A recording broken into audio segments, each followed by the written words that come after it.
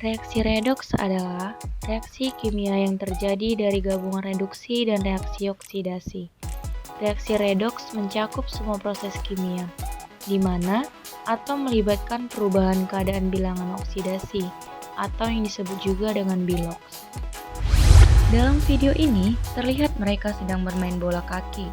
Nah, seperti biasa, yang kita ketahui saat beraktivitas, pasti manusia melakukan pernapasan. Bernafas merupakan proses menghirup oksigen di udara dan mengeluarkan karbon dioksida dan uap air. Udara di lingkungan mengandung oksigen yang dibutuhkan oleh manusia. Nah, untuk itu, hubungan pernapasan dengan reaksi redoks yaitu pelepasan CO2 dan penghirupan O2 di udara.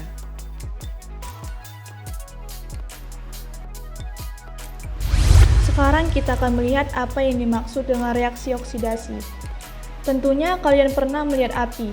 Seperti yang kita pahami bahwa api itu memiliki suhu yang panas. Nah, panas dari api tersebut dapat melepaskan elektron. Elektron yang terdapat pada oksigen di udara sehingga disebut oksidasi. Sedangkan reduksi adalah peristiwa diperolehnya elektron.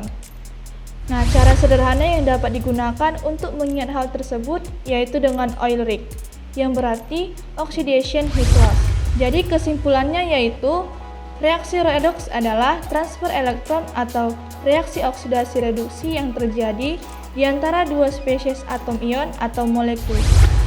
Reaksi redoks dapat kita temukan dalam kehidupan sehari-hari. Salah satu contohnya adalah perkaratan pada sebatang besi. Seiring dengan berjalannya waktu, sebatang besi itu akan mengalami perkaratan atau bahkan dapat menyebabkan sebatang besi tersebut menjadi patah. Bagaimana proses perkaratan yang terjadi pada besi itu? Hal tersebut dapat kita temukan secara jelas melalui pengamatan di bawah mikroskop. Perkaratan pada besi merupakan salah satu jenis reaksi reduksi oksidasi, dan kita dapat melihat bahwa besi yang terkena oleh tetesan air dan mengandung oksigen akan terlarut, sehingga hal ini yang menyebabkan masing-masing atom dari besi melepaskan 2 elektron menjadi 2 ion. Dan proses ini dikenal sebagai peristiwa oksidasi.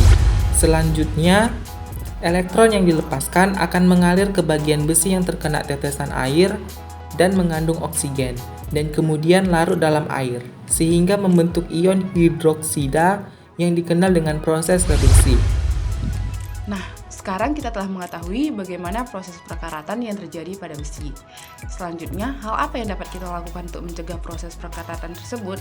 Nah, metode pertama yang dapat kita lakukan adalah melapisi permukaan besi dengan minyak cat atau lapisan cat anti air, dan kita bisa melihat bahwa air akan tertolak oleh lapisan cat anti air. Metode pencegahan yang selanjutnya yang dapat kita lakukan adalah dengan galvanisasi, yaitu ketika kita melihat seng lebih reaktif daripada besi. Hal ini menunjukkan bahwa pada saat oksigen dan uap air mengenai permukaan seng, maka seng akan mengalami korosi yang lebih cepat daripada besi. Saat ini kita sudah memiliki besi yang telah dilapisi oleh seng, sehingga pada saat seng terkena tetesan air, maka seng akan bereaksi dengan atom hidrogen dan oksigen untuk membentuk seng hidroksida. Akan tetapi dapat dilihat bahwa besi tetap terlindungi.